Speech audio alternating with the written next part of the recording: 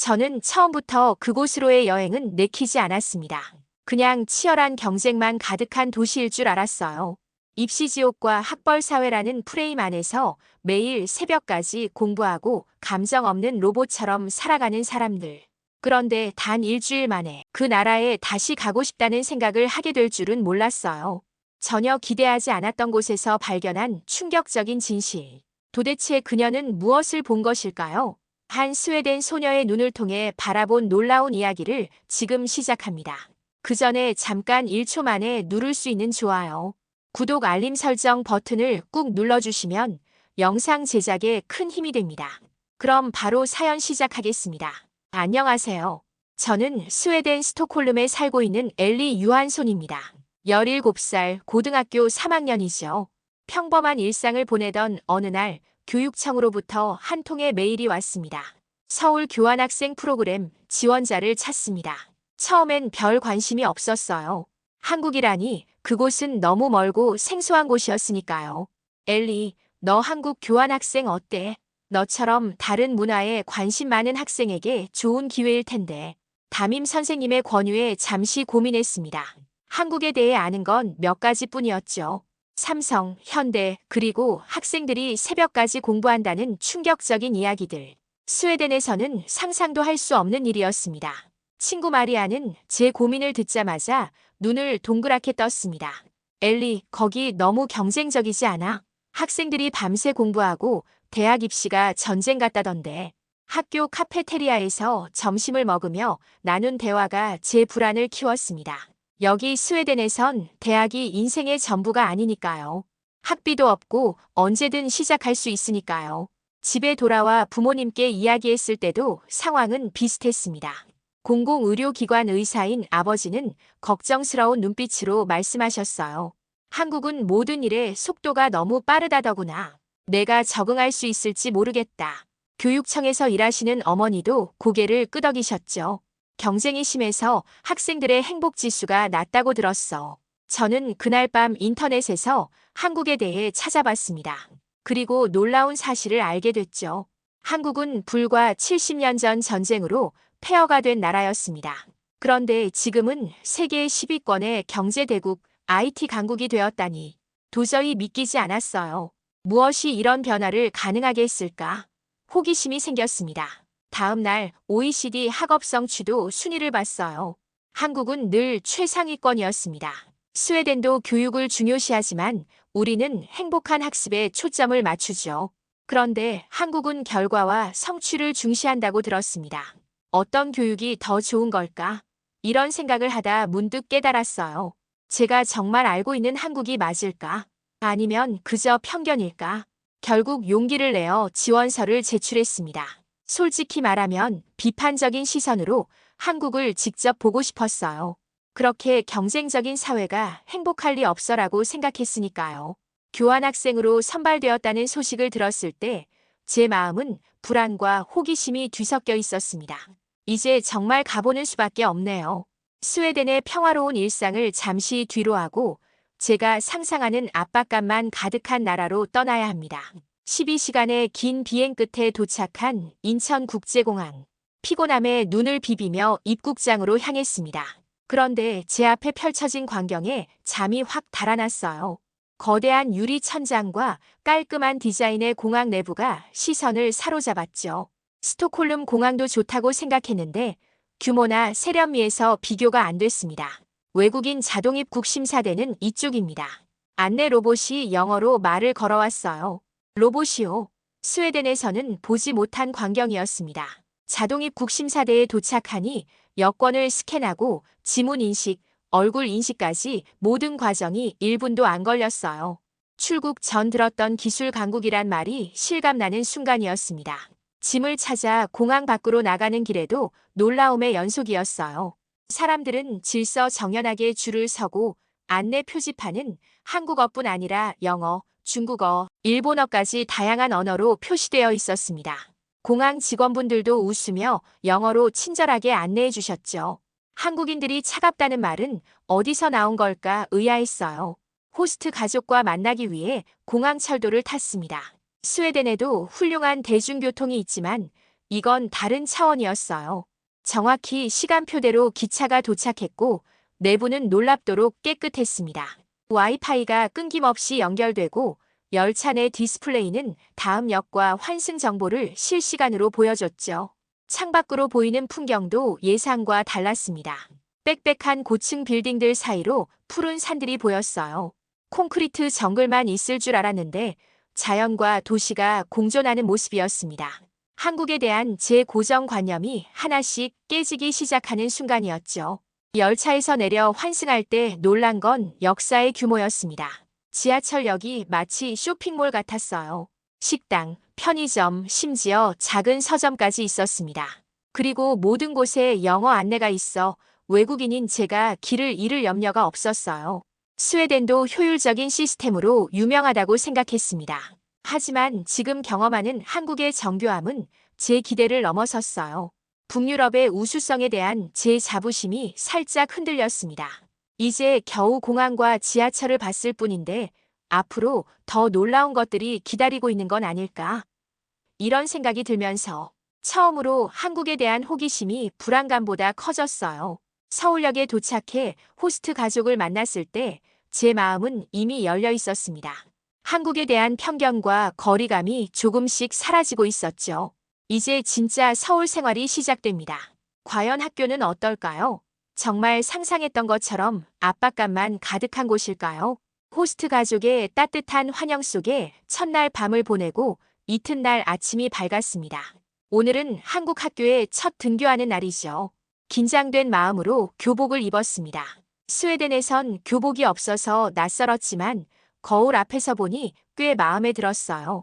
단정하고 귀여웠거든요. 학교에 도착하자 많은 학생들이 호기심 어린 눈빛으로 저를 바라봤습니다. 담임 선생님께서 저를 소개해 주셨고 놀랍게도 많은 학생들이 영어로 인사를 건넸어요. 엘리, 한국에 온 걸 환영해.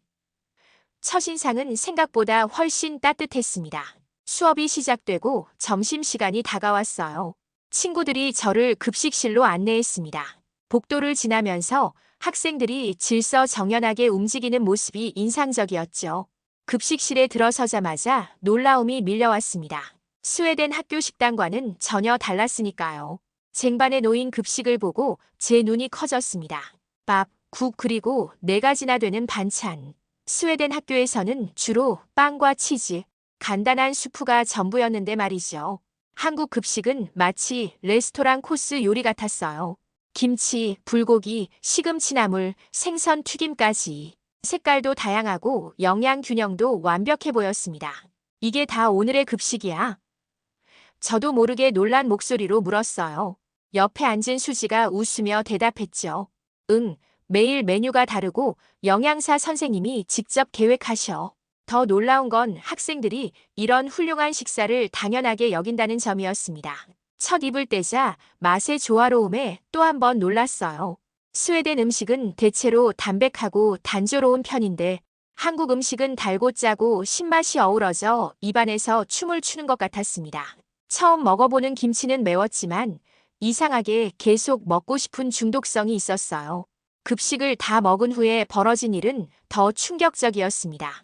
학생들이 자발적으로 자리를 정리하고 식판을 지정된 곳에 분리해서 반납했어요. 음식물 쓰레기, 일반 쓰레기, 재활용품까지 모두 분리했죠. 스웨덴에서도 환경을 중요시하지만 이렇게 체계적인 시스템은 처음 봤습니다. 더 놀라운 건 그 다음이었어요. 점심시간이 끝나고 청소 시간이 시작됐습니다. 교사 없이도 학생들이 자신의 역할을 알고 교실과 복도, 화장실을 깨끗이 청소하는 모습을 보고 입이 벌어졌죠. 스웨덴에서는 청소부가 따로 있어서 학생들이 청소를 하지 않거든요. 우리가 사용하는 공간은 우리가 책임져야 하잖아. 유진이가 빗자루를 들며 말했습니다. 이 말이 제 마음에 깊이 박혔어요. 공간의 주인은 사용자라는 생각. 한국 교육에서 가르치는 건 단순한 지식만이 아니었습니다. 공동체 의식, 책임감, 협동심까지 일상 속에서 자연스럽게 배우고 있었어요. 하루 만에 한국 학교에 대한 제 편견이 무너졌습니다. 경쟁만 있을 줄 알았는데 그 속에 따뜻한 배려와 깊은 교육 철학이 숨어 있었어요. 한 끼 식사와 청소 시간을 통해 배운 것이 때로는 교과서보다 더 값진 교육이 될 수 있다는 사실을 깨달았습니다. 스웨덴으로 돌아가면 꼭 이 경험을 나누고 싶다는 생각이 들었어요. 다음 날 과학 시간, 교실에 들어서자마자 분위기가 달랐어요. 책상마다 태블릿이 놓여 있었고 화면에는 인체 이미지가 떠 있었습니다. 스웨덴 학교에서도 가끔 컴퓨터를 쓰긴 하지만 주로 조사 과제에만 활용했죠. 오늘은 심장에 관해 배워볼까요? 태블릿으로 직접 가상 해부를 해보세요. 선생님의 말씀에 학생들은 마치 스마트폰 게임을 하듯 자연스럽게 태블릿을 조작하기 시작했어요. 저도 태블릿을 켜보니 놀랍게도 3D 심장이 화면에서 살아 움직이고 있었습니다. 손가락으로 심장을 돌려보고 확대하고 심지어 가상 메스로 절개까지 할 수 있었어요. 마치 의대생이 된 것 같았습니다. 스웨덴에서는 교과서 그림으로만 보던 것들이죠. 선생님, 이걸 실제로 만져볼 수는 없나요? 저도 모르게 물었어요. 주변 학생들이 키득거리자 얼굴이 뜨거워졌습니다. 하지만 선생님은 미소 지으며 고개를 끄덕이셨어요. 좋은 질문이에요. 다음 시간에는 3D 프린팅된 심장 모형으로 실습할 거예요. 가상과 현실을 연결하는 게 중요하니까요. 수업 중간에 학생들이 문제를 풀자 선생님의 화면에 실시간으로 결과가 집계되었습니다. 마치 게임 스코어보드 같았어요. 그리고 대부분의 학생들이 어려워하는 부분이 빨간색으로 표시되었죠. 12번 문제에서 많은 학생들이 헷갈려하네요. 다시 설명해 드릴게요. 선생님은 즉시 그 부분을 집중적으로 다루셨습니다. 이런 즉각적인 피드백 시스템은 처음 봤어요. 스웨덴에서는 시험 결과가 나오기까지 최소 일주일은 걸리니까요. 이런 수업이 매일 있어. 옆자리 민지에게 물었더니 그녀는 어깨를 으쓱했어요. 응, 과목마다 다른 앱을 써. 수학은 실시간으로 풀이 과정을 공유하고 역사는 VR로 유적지 탐방도 해. 그녀의 말투는 이 모든 게 너무나 당연하다는 듯 했습니다. 오후 역사 수업에서는 말 그대로 입이 떡 벌어졌어요. 교실 뒤편에서 VR 헤드셋을 나눠주는 게 아니겠어요? 스웨덴에서는 박물관에나 가야 볼 수 있는 장비인데 오늘은 고려시대 경복궁을 탐험해 볼 거예요. 선생님의 말씀에 학생들은 흥분했습니다. 저도 헤드셋을 쓰자마자 믿을 수 없는 광경이 펼쳐졌어요. 마치 타임머신을 탄 것처럼 고려시대 궁궐 한가운데 서 있었습니다. 화려한 단청과 넓은 마당을 직접 걸어다니며 역사 속으로 들어갔어요. 스웨덴 역사 수업에서는 그저 교과서, 이미지와 선생님 설명만 듣는데 이건 마치 영화의 주인공이 된 기분이었습니다. 수업이 끝나고 머리가 어지러웠어요. 너무 많은 정보와 자극이 한꺼번에 밀려왔거든요. 복도에서 잠시 숨을 고르는데 민지가 다가왔습니다. 괜찮아. 좀 힘들어 보이네. 솔직히 이게 좀 과하게 느껴져. 이렇게 매일 공부하면 학생들이 지치지 않아. 제 속마음을 털어놨어요. 민지는 잠시 생각하더니 대답했습니다. 처음엔 나도 그랬어. 하지만 이런 방식이 오히려 집중하기 쉬워. 그냥 글자만 읽는 것보다 훨씬 기억에 잘 남거든. 민지의 말이 맞는 것 같았어요. 오늘 배운 심장 구조와 고려시대 궁궐은 아마 평생 잊지 못할 겁니다. 그 생생한 경험이 제 뇌에 새겨졌으니까요. 수업이 끝나고 도서관에 갔을 때도 놀라움은 계속됐어요. 책장 사이사이에 작은 스터디룸이 있었는데 각 방에는 최신 컴퓨터와 프로젝터가 설치되어 있었습니다. 한 방에서는 학생들이 프로그래밍 동아리 활동을 하고 있었어요. 고등학생들이 코딩을 하며 자신들의 앱을 개발하고 있었죠. 우리 학교가 스타트업 같지 않니? 한 학생이 웃으며 말했습니다. 정말 그랬어요. 이곳은 학교이자 미래를 준비하는 혁신 공간이었습니다. 스웨덴의 느림의 교육과는 다른 빠르지만 집중된 학습이 이루어지고 있었죠. 복도로 나오는 길에 벽에 붙은 포스터가 눈에 띄었어요. 세계 학생 발명대회 한국 대표팀 선발. 호기심에 들여다보니 이 학교 학생들이 개발한 환경 모니터링 장치로 세계 대회에 나간다는 내용이었습니다. 처음에는 이런 첨단 교육이 좋아 보였지만 갑자기 의문이 들었어요. 이렇게 빡빡한 일정과 끊임없는 자극 속에서 학생들은 과연 행복할까? 다음 날 신촌에서 그 답을 찾게 될 줄은 몰랐습니다. 이런 수업을 매일 해? 옆자리의 민지에게 물었어요. 민지는 당연하다는 듯이 대답했죠. 응, 과목마다 다른 앱을 써. 수학은 실시간으로 풀이 과정을 공유하고 역사는 VR로 유적지 탐방도 해. 스웨덴 학교도 기술을 활용하지만 이렇게 일상적으로 체계적으로 통합된 시스템은 아니었습니다. 오후 역사 수업에서는 정말 VR 헤드셋을 쓰고 고려시대 경복궁을 방문했어요. 마치 타임머신을 탄 것 같았습니다. 궁궐의 화려한 단청과 넓은 마당을 직접 걸어다니는 듯한 경험은 교과서로는 절대 얻을 수 없는 것이었죠. 역사가 이렇게 생생하게 다가온 적이 없었습니다. 수업이 끝나고 도서관에 갔을 때도 놀라움은 계속됐어요. 책장 사이사이에 작은 스터디룸이 있었고 각 방에는 최신 컴퓨터와 프로젝터가 설치되어 있었습니다. 한 방에서는 학생들이 프로그래밍 동아리 활동을 하고 있었어요. 고등학생들이 코딩을 하며 자신들의 앱을 개발하고 있었죠. 우리 학교가 스타트업 같지 않니? 동아리 학생 중 하나가 웃으며 말했습니다. 정말 그랬어요. 이곳은 학교이자 미래를 준비하는 혁신 공간이었습니다. 스웨덴의 느림의 교육과는 다른 빠르지만 집중된 학습이 이루어지고 있었죠. 그리고 놀랍게도 학생들은 그 속도에 지치기보다 오히려 즐기는 듯 했습니다. 교실로 돌아오는 길에 복도 벽에 붙은 포스터가 눈에 띄었어요. 세계 학생 발명대회 한국 대표팀 선발. 호기심에 들여다보니 이 학교 학생들이 개발한 환경 모니터링 장치로 세계 대회에 나간다는 내용이었습니다. 교육과 기술, 실용성이 이렇게 자연스럽게 연결될 수 있다니 감탄했어요. 스웨덴 교육은 학생의 자율성과 행복을 중시합니다. 그래서 늘 한국 교육은 너무 강압적이고 주입식일 것이라고 생각했어요. 하지만 오늘 본 것은 전혀 달랐습니다. 첨단 기술을 활용해 학습 몰입도를 높이고 창의성을 자극하는 교육이었죠. 이런 교육을 받는 학생들이 세계 최고 수준의 학업 성취도를 보이는 것이 이제 이해가 됐습니다. 교환학생 생활 나흘째 저녁 식사 후 호스트 가족의 딸 소연이가 제안했습니다. 엘리, 신촌에 가볼래? 대학가라서 분위기도 좋고 볼거리도 많아. 이미 저녁 8시가 넘은 시간이었기에 망설였어요. 스웨덴에서는 여자들이 늦은 밤에 혼자 돌아다니는 것을 꺼리거든요. 특히 낯선 지역은 더욱 그렇죠. 이 시간에 위험하지 않을까? 제가 걱정스럽게 물었습니다. 소연이는 제 반응에 오히려 놀란 듯 했어요. 위험? 아니, 전혀. 우리 서울은 밤에도 안전해. 여긴 24시간 깨어있는 도시야.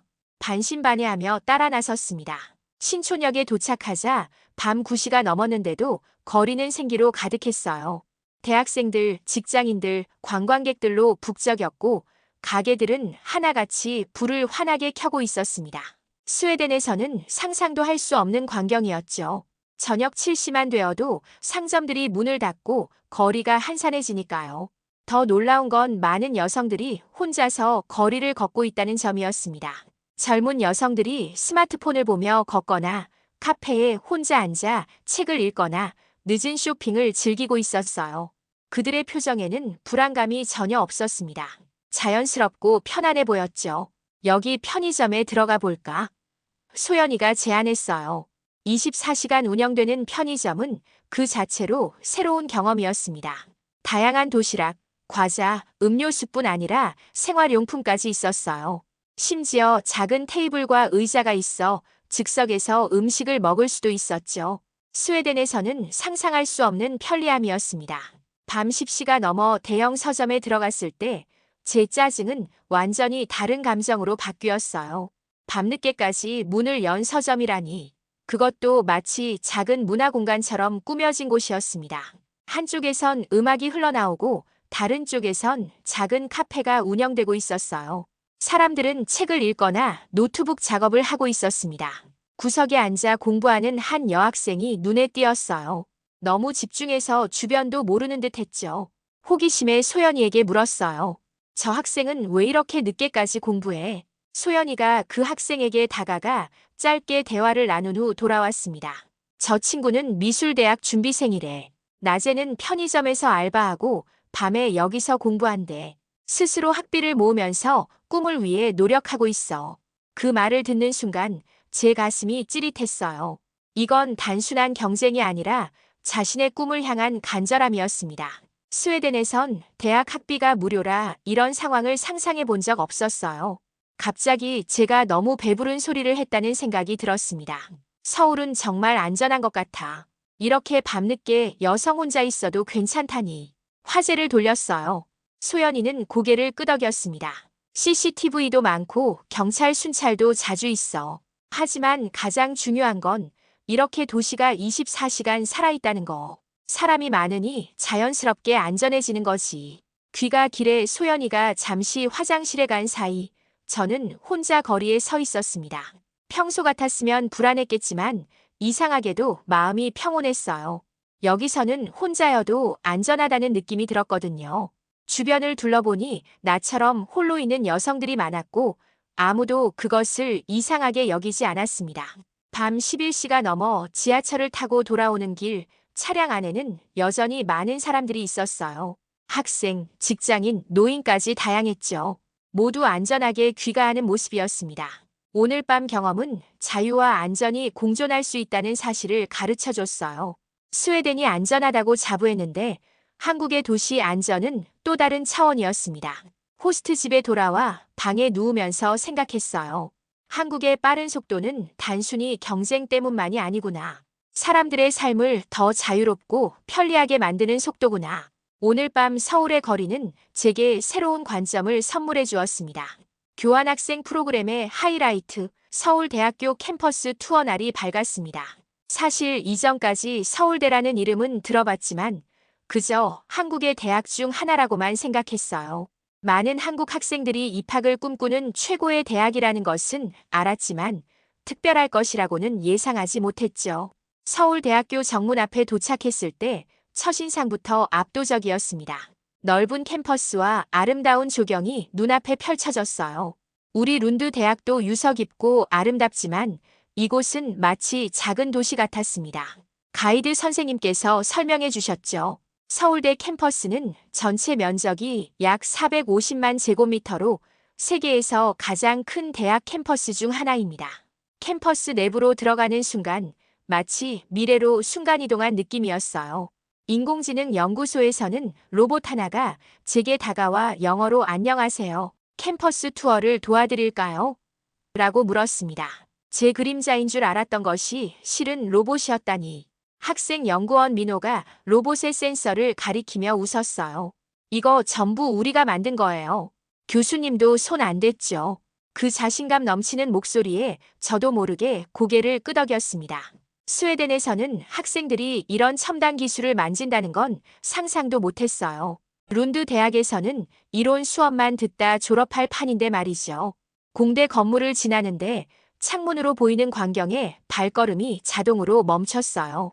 천장까지 다는 3D 프린터가 자동차 부품을 뽑아내고 있었거든요. 마치 영화 세트장에 들어온 기분이었습니다. 드론을 조종하는 학생들 옆으로 VR 고글을 쓰고 건축 설계를 하는 학생들까지. 이게 현실이라고요? 여길 졸업하면 다들 어디로 가나요? 궁금해서 물었더니 가이드 선생님이 대답하셨어요. 삼성, 현대, 네이버. 기업들이 학생들 아이디어 듣겠다고 줄 서 있죠. 이 말을 듣는 순간 스웨덴의 학교들이 갑자기 너무 한가하게 느껴졌습니다. 이 속도감 차이는 뭘까요? 점심시간 캠퍼스 중앙 잔디밭에서 도시락을 먹는데 갑자기 불편한 생각이 들었어요. 연구실 창문으로 보이는 학생들의 모습은 너무 바빠 보였거든요. 심지어 점심시간에도 컴퓨터 앞에 앉아있는 학생들이 보였습니다. 저 학생들은 쉬는 시간도 없나요? 너무 불쌍해 보여요. 제가 투덜거리자 소연이가 의외의 대답을 했어요. 사실 그들은 스스로 원해서 그래. 내 친구 중에도 서울대 AI랩 가고 싶어서 밤새 공부하는 애들 많아. 이해가 안 됐어요. 왜 자발적으로 이렇게 고생을 자초할까? 소연이가 잠시 생각하더니 물었습니다. 엘리, 너희 스웨덴에서는 꿈이 뭐야? 그 순간 할 말을 잃었어요. 꿈이요? 그냥 행복하게 사는 거. 갑자기 제 미래가 너무 막연하게 느껴졌습니다. 반면 이 학생들은 확실한 목표가 있었어요. 그들의 열정은 단순한 경쟁이 아니라 꿈을 향한 몰입이었습니다. 국제협력센터에 들어갔을 때 세계 지도 위에 수백 개의 작은 불빛이 반짝이고 있었어요. 각 불빛은 서울대와 교류하는 세계 대학들이에요. 룬드 대학도 저기 있네요. 직원이 스웨덴 쪽을 가리켰습니다. 그 순간 제 심장이 빠르게 뛰기 시작했어요. 이곳과 제 고향이 이미 연결되어 있다니. 혹시 스웨덴 학생도 여기 와서 공부할 수 있나요? 제 입에서 불쑥 나온 질문에 스스로도 놀랐습니다. 직원은 밝게 웃으며 브로셔를 건넸어요. 물론이죠. 매년 교환학생을 받고 있어요. 관심 있으신가요? 머릿속이 복잡해졌습니다. 일주일 전만 해도 한국은 그저 경쟁적인 나라였는데 지금은 제가 공부하고 싶은 곳이 되어가고 있었어요. 룬드 대학 대신 서울대라니. 제 인생의 방향이 완전히 바뀌는 순간이었습니다. 캠퍼스 투어를 마치고 나오는 길에 소연이에게 고백했습니다. 솔직히 말하면 서울대가 이렇게 인상적일 줄 몰랐어. 스웨덴에서는 미국이나 영국 대학들만 동경했는데 소연이는 미소 지으며 고개를 끄덕였죠. 많은 외국인들이 처음엔 그래. 하지만 직접 보면 생각이 바뀌더라고. 투어 버스를 타고 돌아오는 길 창밖 서울 풍경을 바라보며 생각에 잠겼습니다. 이제야 한국 학생들이 왜 그토록 열심히 공부하는지 조금은 이해가 됐어요. 이런 대학에서 배울 수 있다면 그 경쟁도 의미가 있지 않을까? 처음으로 한국의 교육 경쟁을 단순히 병적인 것이 아닌 꿈을 향한 열정으로 바라볼 수 있었습니다. 교환학생 5일차 호스트 가족이 주말 나들이로 북촌 한옥마을을 제안했습니다. 솔직히 처음엔 큰 기대가 없었어요. 지금까지 본 한국은 첨단 기술의 나라였으니까요. 옛 건물 구경이 얼마나 특별할까 싶었죠. 북유럽의 고풍스러운 건축물에 익숙한 제게 아시아의 전통 가옥은 그저 색다른 구경거리 정도라고 생각했습니다. 하지만 좁은 골목길을 따라 한옥마을로 들어서는 순간 제 생각이 완전히 바뀌었어요. 현대적 고층 빌딩으로 가득한 서울 한복판에 이런 고요한 시간의 섬이 있다니 놀라웠습니다. 기와 지붕이 그려내는 곡선의 아름다움, 나무와 흙으로 지어진 집들의 따스함이 마음을 사로잡았어요. 한옥의 구조를 보면 모든 것이 자연과의 조화를 생각하며 설계됐어. 소연이 아버님의 설명에 귀를 기울였습니다. 여름에는 시원하고 겨울에는 따뜻하게 유지되는 온돌 시스템, 자연 통풍을 최대화하는 창호 배치, 비와 눈을 효과적으로 처리하는 지붕 경사까지. 한옥은 단순한 전통 가옥이 아니라 과학과 미학이 결합된 걸작이었어요. 한옥으로 들어가 마루에 앉는 순간 시간이 느려지는 기분이 들었어요. 발 아래 나무 바닥의 촉감, 문틈으로 들어오는 햇살의 각도, 고요한 마당을 중심으로 펼쳐진 공간 배치. 모든 것이 제 호흡을 자연스럽게 조절하는 것 같았습니다. 마치 건물 자체가 명상을 유도하는 듯 했어요. 우리 집은 콘크리트 상자 같은데 이곳은 마치 살아있는 생명체 같아.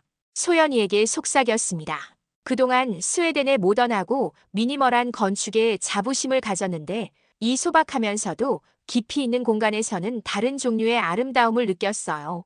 한복도 입어볼래? 소연이가 한쪽 벽장에서 화려한 색상의 옷을 꺼냈습니다. 잠시 망설였어요. 다른 문화의 전통 의상을 입는 게 불편하게 느껴졌거든요. 하지만 소연이의 진심 어린 눈빛에 마음이 풀렸습니다. 옷을 갈아입고 거울 앞에 섰을 때 제 눈을 의심했어요. 거울 속 사람이 정말 저였나요? 하늘색 저고리와 분홍색 치마는 제 금발과 파란 눈과 묘하게 어울렸습니다. 스웨덴 전통 의상 속의 제 모습은 늘 익숙했지만 한복 속의 저는 마치 시간 여행자 같았어요. 이상하게도 불편함 대신 자유로움을 느꼈습니다. 한복을 입은 채 마당에 앉아 있을 때 갑자기 가야금 소리가 들려왔습니다.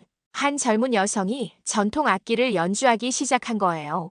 처음 들어보는 음색이었지만 이상하게도 깊은 감동이 밀려왔습니다. 현대 음악과는 다른 영혼을 울리는 무언가가 있었어요. 즉석에서 펼쳐진 짧은 공연이었지만 그 순간만큼은 시간이 멈춘 것 같았습니다. 한국 예술의 핵심은 정중동이라고 해. 겉으로는 고요해 보여도 내면에는 움직임이 있다는 뜻이야. 소연이 어머님의 설명에 고개를 끄덕였어요. 그동안 제가 본 한국은 빠르게 움직이는 현대적 나라였는데 그 이면에 이렇게 깊은 감성과 철학이 숨어 있다니 놀라웠습니다. 전통차를 마시며 한옥의 처마 끝을 바라봤어요. 기와 끝에 달린 작은 풍경이 바람에 흔들리며 섬세한 소리를 내고 있었죠. 그 소리에 귀 기울이며 문득 깨달음이 왔습니다. 북유럽은 미니멀, 한국은 내면의 조화. 겉으로는 다른 듯하지만 결국 자연과 인간의 조화를 추구한다는 점에서 비슷했어요. 한옥마을을 나오는 길, 거대한 고층 빌딩 사이로 한옥의 기와 지붕이 고개를 내밀고 있었어요. 마치 시간이 섞인 듯한 풍경이었습니다. 제 마음속에서도 무언가가 섞이고 있었죠. 처음 한국에 왔을 때 가졌던 차가운 기술의 나라라는 이미지가 무너지고 있었으니까요. 소연아, 도대체 한국은 어떤 나라야? 미래지향적인 나라인지 전통을 중시하는 나라인지 갑자기 궁금해져서 물었습니다. 소연이는 잠시 생각하더니 깊은 대답을 해주었어요. 둘 다인 것 같아. 우리는 빨리 변하는 걸 두려워하지 않지만 그렇다고 뿌리를 잇지도 않아. 균형이 중요한 거지. 그 말이 제 가슴에 와닿았습니다. 스웨덴도 전통과 현대의 조화를 추구하지만 한국만큼 극적인 대비는 아니었어요. 이제야 이해했습니다. 한국의 진정한 매력은 빠른 속도에만 있는 게 아니라 그 속도 속에서도 자신의 정체성을 잃지 않는 균형감에 있었던 거예요. 일주일간의 한국 교환학생 프로그램이 끝나고 스톡홀름 집으로 돌아왔습니다. 비행기에서 내려 집에 도착하자 모든 것이 너무 익숙하면서도 낯설게 느껴졌어요. 내 방, 내 물건들, 창밖으로 보이는 스톡홀름의 풍경까지. 모든 것이 그대로인데 달라진 건 제 눈이었습니다. 다음 날 아침 스웨덴의 평범한 일상이 갑자기 지루하게 느껴졌어요. 빵과 치즈, 우유로 간단히 차린 아침 식탁을 보며 한국의 다양한 반찬과 따뜻한 국이 그리워졌습니다. 우리 집 부엌이 갑자기 너무 단조롭게 보였어요. 어떻게 지냈니, 엘리? 아버지가 신문을 보며 물으셨습니다. 하지만 제 경험을 어디서부터 설명해야 할지 막막했어요. 어떻게 일주일 만에 세상을 보는 눈이 바뀔 수 있는지 어떻게 설명할 수 있을까요? 학교에 도착했을 때는 더 이상했습니다. 평소와 다름없는 교실, 칠판, 그리고 선생님의 강의가 갑자기 20세기에 멈춘 것처럼 느껴졌어요. 태블릿으로 인체를 탐험하고 VR로 역사 현장을 경험한 후였으니까요. 물리 선생님이 칠판에 그림을 그리며 설명하시는 모습이 갑자기 너무 구식으로 보였습니다. 손을 들어 질문했어요. 혹시 이걸 시뮬레이션으로 볼 수는 없나요? 선생님은 의아한 표정을 지으셨고 반 친구들은 저를 이상하게 쳐다봤어요. 점심시간 친구들이 호기심에 찬 눈으로 모여들었습니다. 엘리, 한국은 정말 어땠어? 학생들이 정말 밤새 공부해? 마리아가 장난스럽게 물었어요. 일주일 전이었다면 그런 편견에 동의했겠지만 이제는 다른 이야기를 해줄 수 있었습니다. 아니, 그건 일부일 뿐이야. 한국은 내가 상상했던 것과 완전히 달랐어. 친구들에게 제가 본 한국을 설명하기 시작했어요. 첨단 교육 시스템, 안전한 밤거리, 심지어 그 속에 숨겨진 따뜻한 정서와 문화적 깊이까지. 제 이야기를 들으며 친구들의 눈이 점점 커졌습니다. 정말 난 한국이 그냥 로봇처럼 공부만 하는 나라인 줄 알았는데 요한이 놀란 표정으로 말했어요. 그 말을 들으니 한 주 전에 제 모습이 생각났습니다. 얼마나 좁은 시각으로 세상을 바라봤는지. 한국인들은 어땠어? 친절했어? 안나가 물었어요. 처음엔 좀 거리감이 있었지만 알고 보면 정말 따뜻해. 그들의 열정이 부러웠어. 단순히 성공이 아니라 꿈을 좇는 열정 말이야. 수업이 끝나고 도서관에 가서 한국에 관한 책을 찾아봤어요. 놀랍게도 서가에는 K-파프과 한국 드라마에 관한 책 몇 권뿐이었습니다. 스웨덴 사람들이 아는 한국은 너무나 단편적이었어요. 마치 퍼즐 조각 몇 개만 가지고 전체 그림을 상상하는 것 같았습니다. 집에 돌아와 노트북을 열었어요. 서울대학교 웹사이트를 검색하고 국제학생 프로그램 페이지를 찾았습니다. 손가락이 마우스 위에서 망설였어요. 정말 이걸 하려고 하는 건가요? 스웨덴을 떠나 전혀 다른 문화 속으로 들어가는 것. 엘리, 저녁 먹자. 어머니의 부르심에 잠시 생각을 접었어요. 저녁 식탁에서 부모님께 한국 경험을 더 자세히 이야기했습니다. 급식 시간, 청소 시간, 야간 서점, 한옥 체험까지. 너 정말 많이 변한 것 같구나. 어머니가 미소 지으며 말씀하셨어요. 이렇게 열정적으로 다른 문화에 대해 이야기하는 모습은 처음 본단다. 그날 밤 긴 고민 끝에 결심했어요. 노트북을 다시 열고 서울대 교환학생 프로그램 지원서를 작성하기 시작했습니다. 동시에 한국어 학습 앱도 다운로드했어요. 안녕하세요라는 첫 문장을 소리내어 읽으며 가슴이 두근거렸습니다. 창밖으로 보이는 고요한 스톡홀름의 밤하늘을 바라보았어요. 일주일 전 한국으로 떠날 때만 해도 그저 다른 문화를 경험하고 오는 짧은 여행이라고 생각했습니다. 하지만 돌아온 지금 그것은 제 삶의 방향을 바꾸는 전환점이 되었어요.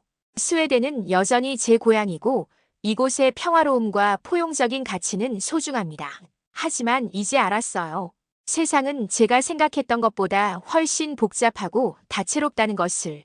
그리고 다른 문화를 진정으로 이해하기 위해서는 편견을 내려놓고 직접 경험해야 한다는 것도요. 한국은 단순히 빠른 나라가 아니었습니다. 그곳은 전통과 현대가 공존하는 따뜻함과 열정이 어우러진 나라였어요. 그리고 이제 제 아내는 그 나라의 일부가 함께하고 있습니다. 서울에서의 일주일은 끝났지만 제 마음속에서는 새로운 여정이 시작되었어요. 내가 몰랐던 세계를 향한 첫걸음을 내딛고 있는 기분입니다. 그리고 이 여정이 저를 어디로 데려갈지 설렘 반 두려움 반으로 기다려지네요. 오늘의 사연 어떻게 들으셨나요? 스웨덴의 17세 소녀 엘리 유한손의 새로운 인생 여정을 시작하게 된 여행 이야기 감동적으로 들으셨나요? 여러분의 생각을 아래 댓글에 남겨주세요. 그리고 감동적인 사연을 주변 사람들과 공유하고 함께 이야기 나눠보세요. 마지막으로 1초밖에 걸리지 않는 구독과 좋아요, 알림 설정은 영상 제작에 큰 힘이 됩니다. 지금까지 여러분께 진심을 전하는 111 감동이었습니다. 오늘도 행복한 하루 보내세요.